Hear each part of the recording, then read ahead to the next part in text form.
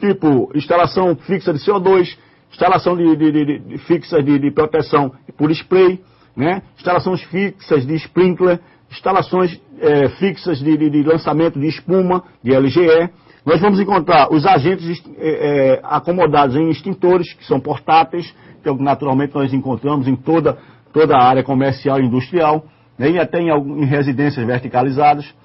Nós vamos encontrar esses extintores com um volume maior de carga sobre rodas, que são as carretas que nós conduzimos nos ambientes industriais.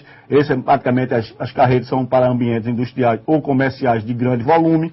E vamos encontrar as unidades estacionárias, que são unidades conjugadas com as instalações automáticas. Por exemplo, a carga estacionária de CO2, são vários cilindros de CO2 que formam uma bateria. Nós vamos encontrar esses agentes extintores sendo conduzidos por viaturas. Aí tem os carros de bombeiro, aqueles carros que conduzem água, que conduzem espuma, que conduzem pó químico, né? E nós vamos encontrar as instalações fixas automáticas, como nós vimos no primeiro item aí, equipamentos e instalações, ou sob comando, que nós vamos encontrar a questão do CO2, das instalações fixas CO2, encontrar as instalações de sprinkler, a instalação de protect spray.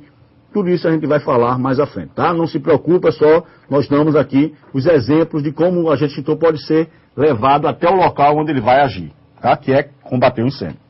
Tem alguma dúvida? Não. Não temos nenhuma dúvida. Bom, vamos falar agora do agente extintor água. Importantíssimo que nós conheçamos as propriedades e as limitações da água. Porque é um agente extintor universal, é o agente extintor que mais facilmente nós encontramos na natureza. E é ele que, se nós soubermos usar bem, nós combatemos todos os tipos de incêndio, exceto o metais pirofórico. Mas a classe C, o senhor não disse que não pode jogar água? Realmente não pode. Mas a água pode combater? Pode. Se nós tivermos a técnica correta, nós podemos combater. Mas, didaticamente, não se aconselha combater com água, tá? Os incêndios em matéria elétrica energizados. Mas é possível, se souber a técnica boa de lançar água pulverizada, finamente pulverizada, você não tem a condução elétrica. Porque a única restrição para material elétrico energizado é a condição da sutileza do equipamento, ou seja, se o equipamento ele é muito sofisticado, como os equipamentos eletrônicos, equipamento de alta definição, que aí você não utiliza água porque vai entrar curto e nem utiliza pó. Vai utilizar sempre um gás inerte, que é o chamado CO2, ou o halon, nós vamos falar nele no final. E nós vamos ter algumas formas de lançamento da água que você pode combater incêndio de material elétrico energizado. Mas nós não vamos orientar isso vocês nesse sentido, tá? Mas saibam que é possível sim. Então, para nossos estudos, a água não se utiliza em incêndio de classe C e nem incêndio de classe D, tá bom? Só classe A, D, ok? Então vamos lá. A água apresenta em 3 estados físicos da matéria. Nós vamos encontrar ela nos 3 estados físicos. E tem uma propriedade importantíssima, gente, que chama-se a propriedade de evaporar-se. Ela evapora-se a baixa temperatura, ou seja, a 100 graus centígrados. Nenhum líquido consegue fazer a transformação de expansão tão grande. E a expansão da água chega na ordem de 1 para 1.700. O que quer dizer isso? A cada litro d'água, eu posso transformar ele por evaporação ou por ebulição, na transformação do estado físico da matéria, em 1.700 litros de vapor. Ou seja, se eu tenho uma cubagem, que a gente precisa agora entender o que é cubagem, no desenho técnico, acho que vocês vão entender o que é cubagem, em outras matérias, cubagem nada mais é do que as 3 medidas que você tem no ambiente multiplicadas. Ou seja, a largura, o comprimento e a profundidade ou altura. Isso chama-se cubagem. Então, se eu tenho um ambiente aí de 2 metros de largura por 2 metros de comprimento e 2 metros de altura, eu tenho um ambiente com quanto de cubagem? 2 vezes 2, 4. Vezes 2, 8. Ou seja, 8 metros cúbicos esse ambiente tem. Ou seja, se eu coloco 1 litro de água, ele me dá 1.700 litros, que nada mais é do que 1,7 metro cúbico. Concorda?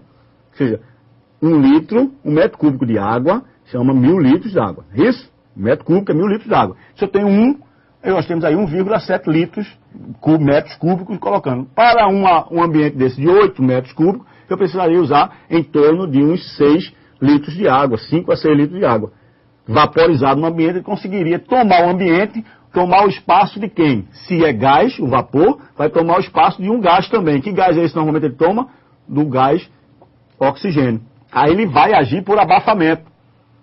Eis uma propriedade importante da água. Tá? Então precisa compreender a água. Então a água, encontramos os 3 estados físicos da matéria, encontramos o estado sólido, encontramos o gelo. Nós encontramos a água no estado líquido, é o que naturalmente nós encontramos. E nós podemos encontrar também no estado gasoso, é o estado de vapor, que ainda continua sendo água. Tá? Essa propriedade a 100 graus é vaporizar-se, um alto poder de absorção de calor. É um dos elementos químicos que tem um alto poder de absorção calorífica, consequentemente, excelente para combater incêndio pelo método de resfriamento, retirada do calor. Então, na hora que nós adicionamos água, ela tem o chamada variação térmica dela, é tão grande, o delta térmico dele é tão grande que ela absorve mais do que libera. Então, a absorção de calor pela água é maior do que a liberação de calor pela água. Tá? E age muito bem para o resfriamento, e a água pode ser aplicada da seguinte forma: no estado sólido, no estado líquido, em neblina ou jatos sólidos, compactos ou pulverizados. No estado gasoso, em forma de vapor. Né? Muitas indústrias utilizam a água em forma de vapor para fazer abafamento e, consequentemente, em ambientes confinados, combater o incêndio rapidamente. E é eficientíssimo e de baixo custo. Tá? No estado sólido, a água prejudica a ação extintora. É o único estado que nós não consigamos fazer a sua ação extintora. Mas, quando nós utilizamos a água em estado sólido em fardos de algodão ou em fardo de bagaço de cana prensado, ela pode agir por um processo que nós vamos ver, a chamada água umectante, né? Ela pode, na sua transformação do estado sólido para o líquido, ela não só transmite a energia, o calor mais baixo, e ela consegue penetrar e fazer o combate a incêndio, chamado incêndio de monturo, que é um incêndio de profundidade, incêndio verticalizado, ok? Mas é o único estado sólido, é o único estado da matéria que a água não consegue se dar uma boa eficiência em relação aos combates a incêndio. Temos dúvida? Opa, parece que apareceu. Não apareceu? Que maravilha, cara. Estamos bem hoje, hein, Billy? Vamos lá. Tipos. Opa, e existe tipo de água? Eu só conheço um. Existe sim. Chamada a light water, ou chamada água leve. É uma água que foi desenvolvida nos Estados Unidos, o americano desenvolveu, que é um concentrado líquido de cor meio assim ambado, um espectro charoposo, é um pouco mais denso, para o uso em equipamento proporcionador de espuma, ou seja, visa substituir a espuma proteica. Ou seja, nós vamos encontrar, quando vamos falar em espuma, a chamada espuma sintética e a espuma proteica, tá? Então, deixa eu falar de espuma mais à frente, vamos falar de espuma agora. Mas essa água, chamada o light water, a água leve, ela tem uma propriedade daquilo que eu estava falando aqui agora, tá certo? De conseguir fazer com que a água penetre menos e fique mais em superfície, seja mais leve, fique mais em superfície. Aí age muito bem por um processo de abafamento associado ao de resfriamento, que é o processo mais eficiente da água, que é o resfriamento, secundariamente abafamento. Mas quando a água é uma água que recebe um concentrado líquido de coambá e ela fica um pouco xaroposa, ela consegue fazer ela ser um pouco mais leve do que os outros líquidos de combustível. Aí tende a formar uma camada de superfície. Aí fica excelente para combater incêndio de classe B, que são os líquidos inflamáveis, ok? E também temos a água molhada. Ora, a água não já é molhada? Isso não seria uma sinônimo, uma redundância, na verdade? Água molhada? Na verdade, a nomenclatura é exatamente essa. Água molhada. É uma água que é adicionada um agente umectante, um tipo detergente nela, tá? Que ela consegue quebrar a tensão superficial da água. O que tensão superficial é essa?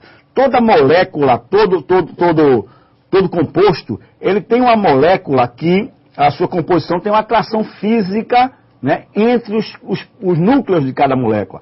E essa atração física é feita por forças. E essa força é que vai permitir essa molécula ter maior filtração ou não, penetração ou não. Então, quando você coloca um líquido umectante, essa tensão abre, ela fica um pouco mais tênue, ou seja, essa pressão entre as moléculas da água fica mais tênue, consequentemente ela fica mais fácil de penetrar. Quer ver? Eu vou fazer essa experiência daqui a pouco, tá? Vou deixar uma pergunta para vocês. Quando eu voltar nessa pergunta, eu faço a experiência para vocês. Vou tentar ver se coloco para vocês verem. Mas é fácil dessa experiênciazinha. Você pegar um papel, pega um papel e coloca uma gota d'água sobre ele, você vai ver que o papel vai ficar, a gota d'água vai ficar como se fosse uma bolha. Depois de um tempo, a água penetra e vai embora. Ou seja, aquela formação da bolha chama-se a tensão superficial que está sustentando as moléculas da água